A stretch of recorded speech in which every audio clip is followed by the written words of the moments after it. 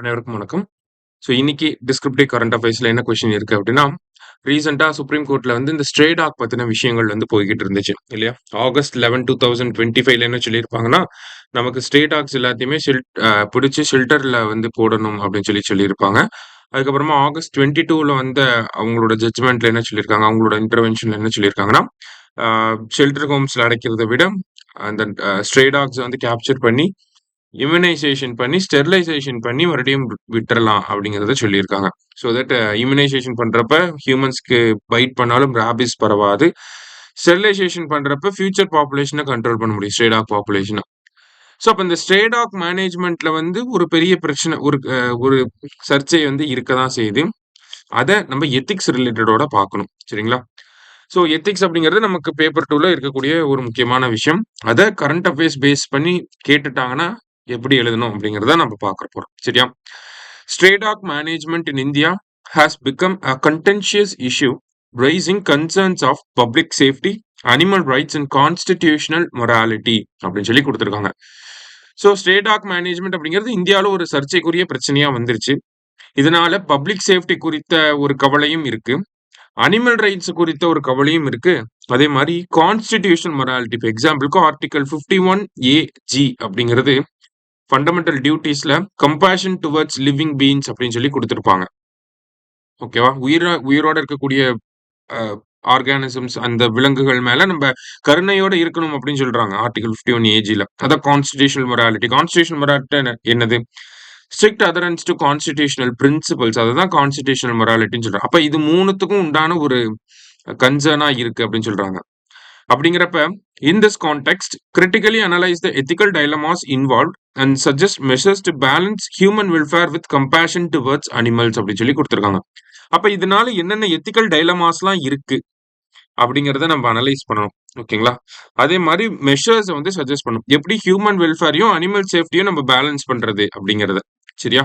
இப்போ ஃபர்ஸ்ட் இந்த கொஸ்டின் இப்படியே கேட்கறாங்க அப்படின்னா, நமக்கு இந்த ஸ்டேட்மெண்ட்டை ஃபர்ஸ்ட் என்னங்கிறத எக்ஸ்பிளைன் பண்ணும். இந்தியாவில் ஸ்ட்ரே டாக் மேனேஜ்மெண்ட் அப்படிங்கிறது ஒரு பெரிய இஷ்யூவா வந்திருக்கு. அதுவும் குறிப்பா சுப்ரீம் கோர்ட் அவங்களோட கைட்லைன்ஸ் கொடுத்ததுக்கு அப்புறமா ரொம்பவே ஒரு பெரிய பிரச்சனையா இருக்கு. சிட்டிசன்ஸ் என்ன சொல்றாங்க அப்படின்னா, நிறைய பேர் டாக்ஸ் கிட்ட இருந்து ப்ரொடெக்ஷன் தேவைப்படுது. டாக் பைட்ஸ், ராபிஸ் கிட்ட இருந்து ப்ரொடெக்ஷன் தேவைப்படுது. ஆனா அனிமல் ரைட் ஆக்டிவிஸ்ட் என்ன சொல்றாங்க, அந்த டாக்ஸ் ஒரு மனிதாபிமான முறையில அதை ட்ரீட் பண்ணணும், கருணையோட அதை ட்ரீட் பண்ணணும் அப்படின்னு சொல்லி சொல்றாங்க.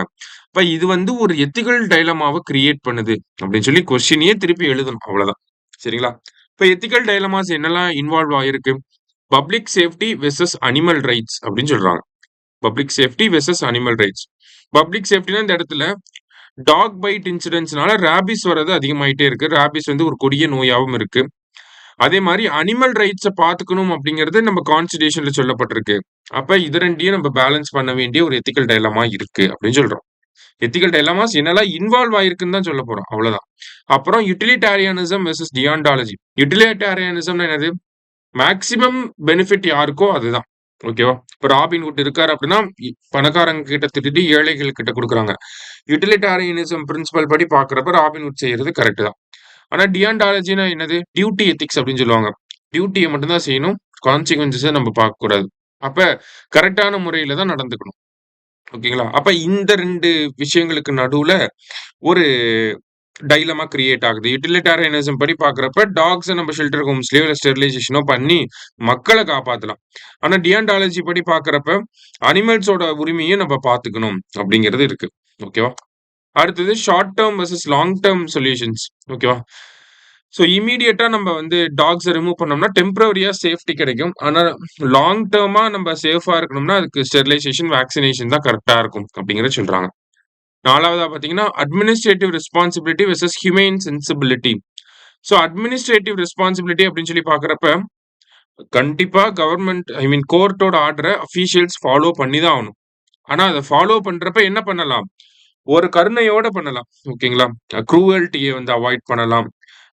எத்திக்கலா, கம்பேஷனேட்டா அந்த ஒரு விஷயத்த பண்ணி முடிக்கலாம். ஓகேங்களா? அதனாலதான் கோர்ட்டே என்ன பண்ணாங்க, மறுபடியும் அவங்களோட ஸ்டாண்ட மாத்துனாங்க. ஃபர்ஸ்ட் எல்லாத்தையும் ஷெல்டர் ஹோம்ஸ்ல போடுங்க அப்படின்னாங்க. அதுக்கப்புறம் தான் ஸ்டெரிலைசேஷன் பண்ணி, வேக்சினேஷன் பண்ணி திரும்ப அனுப்புங்க அப்படின்றத சொல்லியிருப்பாங்க. அதான் ஹியூமன் சென்சிபிலிட்டியோட கோர்ட் ஆக்ட் பண்ணியிருப்பாங்க. சரியா? ஸோ இத வந்து நம்ம எத்திக்கல் டைலமாஸ் அப்படின்னு சொல்லி சொல்றோம். அது இல்லாம என்னென்ன கான்ஸ்டிடியூஷனல் லீகல் டைமென்ஷன்ஸ்லாம் இது ரிலேட்டடா இருக்கு அப்படிங்கிறது எக்ஸ்ட்ராவா நம்ம பார்க்க போறோம். ஆர்டிகல் 21 ஹியூமன்ஸோட சேஃப்டிக்காக. ஆர்டிகல் 48 அண்ட் 51 ஏஜ் டாக்ஸோட சேஃப்டிக்காக இது ரிலேட் ஆகி வருது. சரியா? அடுத்து ஜுடிஷியரி படி பார்க்குறப்ப animal welfare board AWB versus ஏ நாகராஜா கேஸ் அப்படின்னு சொல்லுவாங்க. இது வந்து அனிமல் டிக்னிட்டியை வந்து அப்ஹோல்ட் பண்றதுக்காக வந்திருக்கும். ஓகேவா? ஸோ அப்ப எத்திக்கல் பேலன்ஸ் சஜஸ்ட் மெஷர்ஸ் அப்படிங்கறது நம்ம கொஸ்டின்ல கேட்டிருந்தாங்க. ஓகேவா? இப்ப மெஷர்ஸ் அப்படின்னு சொல்லி பார்க்கறப்ப சிஎன்விஆர் அப்ரோச்சை எடுத்துட்டு வரணும். Catch, நியூட்டர், vaccinate and return. ஓகேவா? இதுதான் இந்த அப்ரோச் தான் இப்ப சுப்ரீம் கோர்ட் எடுத்திருக்காங்க. பிடிக்கணும், நியூட்ரலைஸ் பண்ணணும் அப்படின்னா அவங்க ஸ்டெரிலைசேஷன் பண்ணணும், வேக்சினேஷன் பண்ணணும், ரிட்டர்ன் திருப்பி விட்டுறணும். அதுதான். சரியா? அடுத்தது டெசிக்னேட்டட் ஃபீடிங் ஜோன்ஸ் வந்து கொண்டு வரணும். ஓகேவா? டெசிக்னேட்டட் ஃபீடிங் ஜோன் நம்ம பார்ப்போம். ரோட்ல கண்ட இடத்துல சாப்பாடு வச்சுட்டு இருப்பாங்க. அந்த மாதிரிலாம் இல்லாம நாய்க்கு சாப்பாடு வைக்கிறதுக்குன்னு ஒரு இடம். அப்ப அந்த இடத்துல தான் நாய்ங்க எல்லாருமே ஐ மீன் டாக்ஸ் எல்லாமே என்ன பண்ணும்? இந்த இடத்துல சாப்பாடு இது இருந்தா சாப்பாடு வரும்னு சொல்லிட்டு அந்த இடத்த தாண்டி பெரிய அளவுல வராதுங்க. அங்கேயே சுத்திக்கிட்டு கிடக்கும். அதுதான். அப்புறமா improve waste management to control stray concentration அப்படின்னு சொல்லி கொடுத்துருக்காங்க. ஓகேவா? அதாவது வேஸ்ட் எல்லா இடத்துலயும் போடுறப்பதான் டாக்ஸ் என்ன பண்ணுது? அந்த வேஸ்ட் தேடி நிறைய இடத்துக்கு ஸ்ப்ரெட் ஆகுது. அப்ப வேஸ்ட் மேனேஜ்மெண்ட்டை கரெக்டா பண்ணணும் அப்படின்னு சொல்றாங்க. அடுத்தது strengthen municipal accountability with NGO partnerships அப்படின்னு சொல்லி கொடுத்துருக்காங்க. ஸோ முனிசிபல் அக்கௌண்டபிலிட்டி அப்படின்னு சொல்லி பார்க்குறப்ப நமக்கு இந்த வேஸ்ட் மேனேஜ்மெண்ட், ஃபீடிங் ஜோன்ஸை மெயின்டைன் பண்றது இது எல்லாமே என்ஜிஓஸோட சேர்ந்து அவங்க தான் கரெக்டா பண்ண முடியும். சரியா? பஞ்சாயத்து, முனிசிபாலிட்டி தான். அடுத்தது பப்ளிக் அவேர்னஸை கொண்டு வரணும். ஓகேவா?